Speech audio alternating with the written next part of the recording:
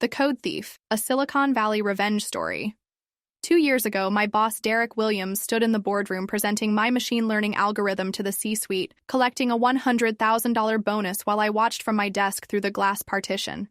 6 months later, I was escorted out of Technova Solutions by security, branded a thief who tried to steal company intellectual property. Today, I'm sitting across from Derek at the same conference table, except now the nameplate in front of our me reads CEO, and he still doesn't recognize the woman he destroyed. The irony would be almost funny if it weren't so perfectly orchestrated. Derek's fidgeting with his Mont Blanc pen, the same one he bought after cashing that bonus check, while reviewing the acquisition documents. Technova Solutions, the company that once employed us both, is now officially mine. Every patent, every line of code, every employee contract, including his. I've spent 847 days preparing for this moment, not that I was counting or anything. Update. Hey everyone, this story gets intense fast. I know some of you might think this sounds too good to be true, but I promise you every detail is real. The legal documents are sitting in my safe as I type this. Should I have handled this differently back then, or was building my own empire the right move? Working at Technova was supposed to be my dream job. Fresh out of Stanford with a computer science degree and a master's in AI, I landed a software engineer position at what seemed like the perfect startup. Ping pong tables, kombucha on tap, and the promise of changing the world through technology. Classic Silicon Valley stuff. Derek was my direct supervisor, a guy who'd climbed the corporate ladder more through politics than programming. He had that slick MBA charm but couldn't code his way out of a paper bag. Still, he was smart enough to recognize talent when he saw it, and apparently smart enough to steal it too. I spent 6 months developing a predictive analytics algorithm that could revolutionize customer behavior modeling. Late nights at the office, weekends debugging code, endless iterations to perfect the machine learning model. The breakthrough came during a particularly brutal all-nighter fueled by Red Bull and determination. The algorithm wasn't just good, it was game-changing. Early tests showed a 340% improvement in prediction accuracy compared to existing models. I was naive enough to share my excitement with Derek during our weekly one-on-ones. Showed him the performance metrics, explained the breakthrough methodology, even walked him through the code architecture. He seemed genuinely impressed, asking detailed technical questions and praising my innovative approach. I thought I was building trust with my manager, maybe even setting myself up for a promotion. Instead, I was handing him the keys to my career destruction. The betrayal happened on a Tuesday. I remember because I'd brought leftover Chinese takeout for lunch and was debugging a minor issue in the algorithm when Derek sent me a calendar invite for an impromptu company meeting. The subject line read, "Major Innovation Announcement," and my stomach immediately dropped. Something felt wrong.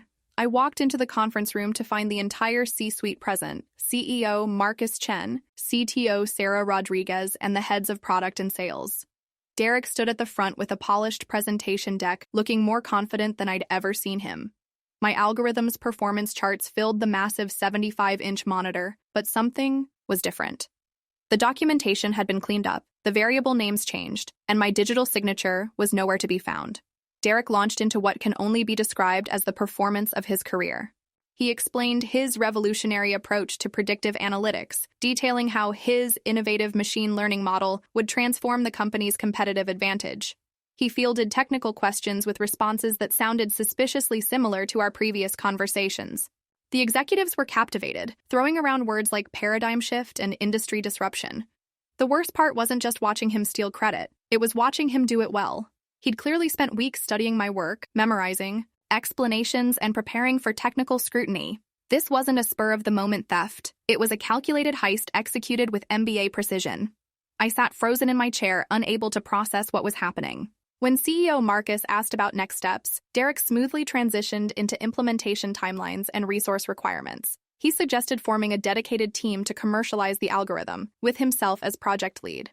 The room buzzed with enthusiasm about projected revenue increases and competitive differentiation.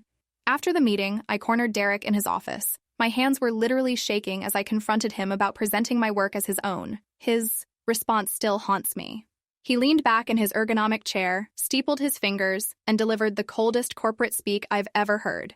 He claimed the algorithm was developed during company time using company resources, making it company intellectual property. He suggested my contributions would be acknowledged in the project documentation, but emphasized that innovation required leadership and strategic vision, qualities he possessed that I apparently lacked. When I threatened to take evidence To HR, he calmly reminded me about the non-disclosure agreements I'd signed and suggested I think carefully about my career prospects.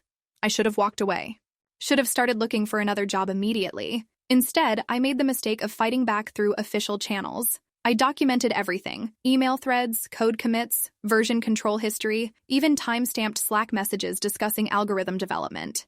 I scheduled a meeting with HR Director Jennifer Walsh, presenting a comprehensive case that proved intellectual ownership of the project. The evidence was overwhelming and irrefutable. Jennifer listened sympathetically, took detailed notes, and promised a thorough investigation. She scheduled follow-up meetings with Derek and requested technical documentation from both parties. For exactly 1 week, I believed justice would prevail through corporate bureaucracy. Derek's counterattack was swift and devastating. He submitted a formal complaint accusing me of attempting to steal proprietary company algorithms. His documentation painted me as a disgruntled employee trying to claim credit for team-developed innovations. He provided witness statements from colleagues who had apparently never heard my detailed explanations of the algorithm's methodology during informal conversations.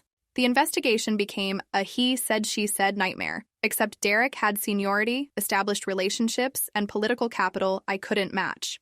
When the final report was issued, I was found guilty of attempting to misappropriate company, intellectual property, and insubordination toward management. The recommendation was immediate termination. Update. The comments on my last post were incredible. So many of you have similar stories about workplace theft. It's apparently more common than I realized. This next part gets really dark, though. I was literally escorted out by security guards while my coworkers watched. Has anyone else experienced something this humiliating at work? Being fired for stealing your own work creates a unique type of professional trauma. The security escort past former colleagues, the immediate revocation of access credentials, the crushing realization that months of innovation had been weaponized against you. It's a special kind of hell. Derek's algorithm launched 6 months later under the project name Predictamax. The press release credited him as lead architect and primary inventor. Technova's stock price jumped 23% following the announcement, and Derek was promoted to Senior Director of Innovation with that massive bonus package. Meanwhile, I was explaining employment gaps to potential employers while dodging questions about why I left my previous position. The job market was brutal. Word travels fast in Silicon Valley, and Derek's version of events had somehow reached other companies in the ecosystem. I was either overqualified for junior positions or tainted goods for senior roles. Interviews became exercises in damage control rather than career advancement. After 4 months of rejection emails and awkward conversations, I made a decision that would define the next phase of my life. Instead of fighting for someone else's validation, I would create my own company. Using $15,000 in savings and a $35,000 loan against my Honda Civic, I incorporated Nexus Analytics LLC from my studio apartment in Palo Alto. The early days were genuinely terrifying. I survived on ramen noodles and generic cereal, coded 16-hour days on a secondhand MacBook Pro, and pitched to anyone who would listen. My first client was a local restaurant chain wanting to optimize delivery routes. Hardly the revolutionary work I'd envisioned, but it paid $2,400 and proved the viability of my approach. Word of mouth became everything. Satisfied clients referred friends, small projects led to bigger contracts, and slowly I built a reputation for delivering sophisticated analytics solutions. I reinvested every dollar back into the company, upgrading equipment, hiring freelance, developers, and expanding service offerings. The breakthrough came when I landed a contract with Dataflow Industries, a mid-sized logistics company struggling with supply chain optimization. My algorithm, the real version, not Derek's bastardized copy, reduced their operational costs by 31% in the first quarter.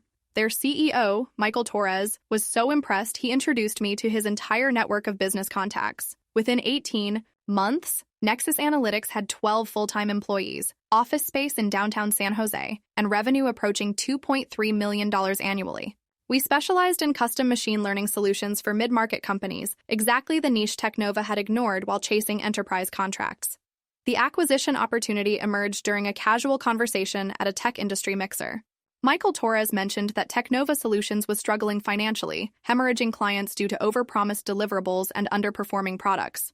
Derek's Predictamax had failed to live up to its marketing hype, producing accuracy rates significantly lower than my original algorithm. I spent 3 weeks conducting due diligence on Technova's financial position. The company was burning cash, missing revenue targets, and facing potential bankruptcy within 6 months. Their intellectual property portfolio, however, remained valuable, including patents filed for my algorithm under Derek's name. The acquisition proposal was straightforward. Nexus Analytics would purchase Technova Solutions for $3.2 million, assuming all debts and employee contracts. The deal would provide Technova shareholders with a face-saving exit while giving me control over the patents that should have been mine originally. Derek walked into today's acquisition meeting wearing the same overconfident smirk I remembered from 2 years ago. He'd clearly prepared talking points about maintaining operational continuity and leveraging existing innovations. What he hadn't prepared for was recognizing the woman he'd systematically destroyed sitting at the head of the conference table. Let him finish his entire presentation about protecting Technova's crown jewel algorithms before introducing myself as the new CEO. The moment of recognition was priceless. His Mont Blanc pen literally slipped from his fingers and clattered onto the mahogany table. The color drained from his face as he processed that his former subordinate now controlled his entire professional existence. The termination conversation was brief and professional. I informed Derek that his position was being eliminated due to organizational restructuring and performance considerations. He stammered through attempts at negotiation, mentioning his invaluable institutional knowledge and proven track record of innovation. I simply handed him the severance package and wished him well in future endeavors. As security escorted Derek from the building, the same security team that had walked me out 2 years earlier, I felt something I didn't expect. Not satisfaction or revenge, but closure. The algorithm that had launched both our careers would finally be credited to its actual creator. Nexus Analytics integrated Technova's assets seamlessly, and we've since grown to 45 employees with projected annual revenue of $12 million. Derek's Predictimax has been rebuilt using my original methodology, and it's performing exactly as intended. We've filed new patents crediting the proper inventors and donated the flawed versions to Stanford's computer science department as educational examples. Update: holy crap, this blew up way more than I expected. Thank you for all the support and similar stories you've shared. Derek actually tried to contact me through LinkedIn last week asking for a coffee meeting to discuss opportunities. I declined, obviously. Some bridges are meant to stay burned. Quick question, though. Do you think I should have offered him a junior developer position just to watch him squirm, or was clean termination the classier move?